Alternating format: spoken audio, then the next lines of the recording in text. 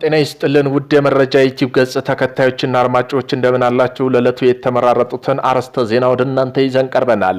በመካከለኛው ምስራቅ ከባድ ጥምረት ተፈጠረ። እነዚህ ቱርክ፣ ሳውዲ አረቢያና ፓኪስታን ተፈራረሙ።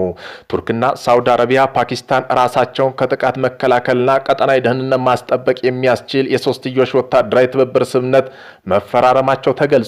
በዚህም ጉዳይ በዜና ጥንቅራችን አካተናል። ኤርትራ ወደ ጦርነት ልትገባ እንደሆነ ተገለጸ። የጋራ መድረክ ስብሰባ በውዝግብ መበተኑ ተሰማ። በዜና ጥንቅራችን አካተናል።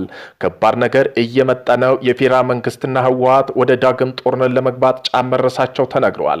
አሁን ላይ የሁለቱም ወታደራዊ ዝግጅት የኃይል ንቅናቄ እያደረጉ መሆኑን ትናንት የአውሮፓ የሰላም ተቋም የአይን ምስክሮች ገልጸዋል።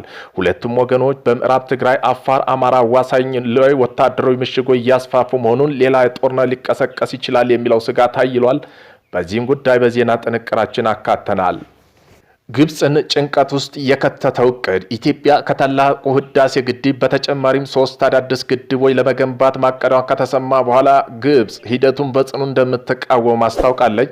በዜና ጥንቅራችን አካተናል። ቆይታችሁ ትሰሙታላችሁ። እነዚህን የመሳሰሉ አርዕስተ ዜና ወደ እናንተ ይዘን ቀርበናል። ቤተሰብ ለመሆን ላይክ፣ ሸር፣ ሰብስክራይብ ማድረግዎን እንዳይረሱ። ወደ መጀመሪያ ዜና ጥንቅራችን እናልፋለን። በመካከለኛው ምስራቅ ከባድ ጥምረት ተፈጠረ። ቱርክ፣ ሳውዲ አረቢያና ፓኪስታን ተፈራረሙ። መካከለኛው ምስራቅ እየተባባሰ የመጣው ውጥረት ለመቋቋም የሀገራትን ደህንነት ስጋት በጋራ ለመከላከል የታለመ ነው። በሶስት ሀገራት መካከል ወታደራዊ ስልጠና፣ ቴክኒክ ድጋፍና የጦር መሳሪያና የድሮን የጦር መርከቦች ልውውጥ ያጠናክራል። ስምምነቱ በተለይ በየመን ሁቲ ታጣቂ የሚሳኤል ጥቃት ስጋት ያለባት ሳውዲ አረቢያ የደህንነት ከለላ ያጠናክራል ተብሏል። ኤርትራ ወደ ጦርነት ልትገባ እንደሆነ ተገለጸ። የጋራ መድረክ ስብሰባ በውዝግብ መበተኑ ተሰማ። ኤርትራ ወደ ጦርነት ለመግባቷ ማረጋገጫ መስጠቷን ከሻዕቢያ ጋር ጥብቅ ቁርኝነት እንዳላቸው የሚነገረው የትግል መስራች ኢንጂነር ግደይ ዘርአይ በጋራ መድረክ ስብሰባው ላይ አስታውቀዋል።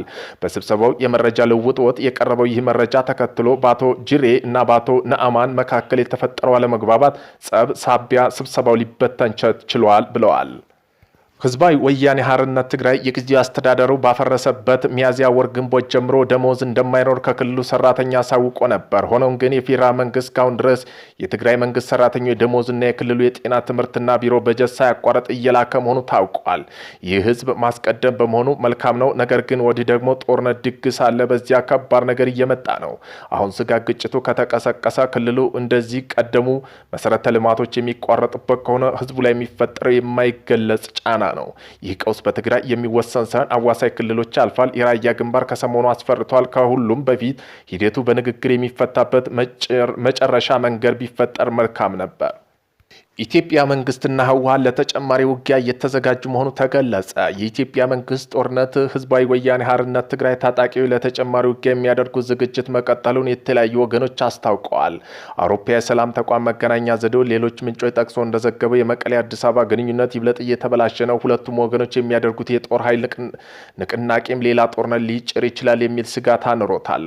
ሁለቱም ወገኖች ልዩነታቸውን ሰላማዊና ሁሉን አካታች ገንቢ በሆነ ውይይት እንዲፈቱ ተቋሙ ጠይቋል። የአይን ምስክሮች በበኩላቸው የትግራይ ኃይል የሚባለው የታጣቂ ስብስብ በርካታ ተዋጊዎች ወደ ምዕራብ ትግራይ እያዛመተን እንደሆነ ተገልጿል። የትግራይ ተዋጊ ትግራይ ክልል፣ አፋርና አማራ ክልሎች የሚያዋስነው ድንበር አካባቢ ምሽግ እየቆፈረ መሆኑን የአይን ምስክሮች አስታውቀዋል።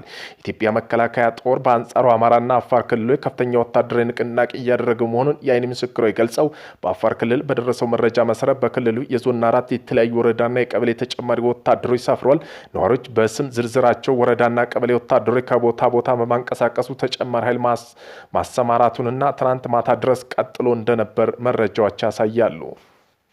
ግብፅን ጭንቀት ውስጥ የከተተው አዲስ የኢትዮጵያ እቅድ ከኢትዮጵያ ታላቁ ህዳሴ ግድብ በተጨማሪም 3 አዳዲስ ግድቦች ለመገንባት ማቀዷን ከተሰማ በኋላ ግብፅ ሂደቱን በጽኑ እንደምትቃወም አስታወቀች። የግብፅ መስኖ ሚኒስተር ሐሰን ስዌሊም ካይሮ ላይ በሰጡ መግለጫ ኢትዮጵያ በአባይ ወንዝ ላይ አዲስ ግድቦች የመገንባት እቅዷን በፍጹም እንደማይቀበሉ ገልጸዋል። ሚኒስትሩ አክለው ኢትዮጵያ ከግብፅና ከሱዳን ጋር ህጋዊ አስገዳጅ ስምምነት ላይ መድረስ እንዳለባት ጠቁመው መረጃ ባለመኖሩ ምክንያት የሚከሰተው ማንኛውም ጓጎል ሙሉ ኃላፊ የምትወስድ ኢትዮጵያ መሆኗን አስረድተዋል።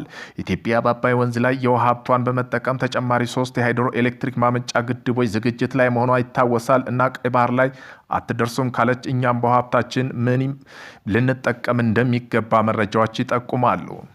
የግብጽ ተቃውሞ የግብጽ መስኖ ሚኒስተር ሐሰን ሱዊ ለኢትዮጵያ በአባይ ወንዝ አዲስ ግድብ እንድትገነባ ሀገራቸው እንደማትፈቅድ አስታውቀዋል። አክለውም የታችኛው ተፋሰስ ሀገራት የሆኑ ግብጽና ሱዳን የሚቀላቀለው የውሃ መጠንና ዓመታዊ ክንውን እቅዶ ማወቅ እንደችሉ ህዳሴው ግድብ የውሃ ሙሊትና ኦፕሬሽን መረጃ ለመለዋወጥ የሚያስችል ግልጽና ህጋዊ አስገዳጅ ያለው ስምምነት እንዲኖር ግብጽ ደጋግማ ስትጠይቅ መቆየቷን አስገንዝበዋል። የዚህ አይነት የመረጃ ልውውጥ አለመኖሩን ሱዳን እጅግ አሳሳቢ ሁኔታ ውስጥ እንደሚከታት ሚኒስትሩ ገልጸው ኢትዮጵያ የሚለቀቀው ውሃ መጠንና ጊዜ በተመለከተ ትክክለኛ መረጃ ባለመኖሩ ሱዳን ባለስልጣን የራሳቸውን ግድቦች በአግባቡ ማስተዳደር ሆነ ውሃ ማጠራቀም ተስኗቸዋል ብለዋል። በዚህም መሰረት ለውሃ አስተዳደሩ መስተጓጎል ሱዳን ልትወቀስ አይገባም ያሉት ሐሰን ሱዊሌም መረጃ መለዋወጥና ከታችኛው ተፋሰስ ሀገራት በቅንጅት ለመስራት የሚያስችል ህጋዊ አስገዳጅ ስምምነት ለመድረስ ፈቃደኛ ባለመሆኗ ሙሉ ኃላፊነቱን የምትወስደው ኢትዮጵያ ናት ሲሉ ወቅሰዋል። በሶማሊያ ከፊል ራስ ገዛ አስተዳደር በሆነችው ፑንትላንድ እና ፌዴራል መንግስት መካከል ያለው ውጥረት ባነሰበት በዚህ ወቅት የፑንትላንድ ኃይሎች በጋላይወን የሚገኝ ፌዴራል ጦር ላይ ጥቃት በመሰንዘር በባሶ የሚገኝ የደህንነት ኃይል ፒኤስኤፍ የጦር ካምፕ መቆጣጠራቸውን አስታወቁ። የፑንትላንድ ፕሬዚዳንት ሰይድ አብዱላሂ ደኔ በጋውሮ በሰጡት መግለጫ እርምጃው በክልሉ መንግስት ተቃውሞ የሚያስነሱ አካላት ላይ መልእክት ለማስተላለፍ የተወሰደ የታቀደ የደህንነት እርምጃ መሆኑን ገልጸዋል። ከባድ መሳሪያ የታገዘ ይህ ግጭት ህይወትን ጉዳትም ያደረሰ ሲሆን የሲቪሎች መፈናቀልም አስከትሏል። በደቡብ ሊባኖስ ቢያንስ አንድ የሊባኖስ ዜጋና 2 የእስራኤል ወታደሮች መገደላቸው ተገለጸ። ግጭቱ የተከሰተው ቤይሩት እስራኤል ጦር እንዲወጣ ግፊት እያደረገ በምትገኝበትና በሁለቱም ወገኖች መካከል ድርድር እየተካሄደበት ባለበት ወቅት ነው። የእስራኤል አየር ጥቃት ደቡብ ሊባኖስ ቲቢያን በተባለ ከተማ የሚገኝ የመቃብር ስፍራ የጸሎት አዳራሽ ጣሪያ ላይ ያረፈ ሲሆን በዚህም አንድ ሰው ሲገደል 12 ሰው ቆስለዋል።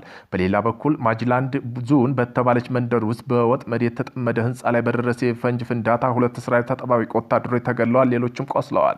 እስራኤል ጥቃቱን የሂዝቦላ የተኩስ አቁም ጥሰት በማለት የገለጸ ሲሆን በአካባቢ ተጨማሪ አየር ጥቃት ፈጽማለች።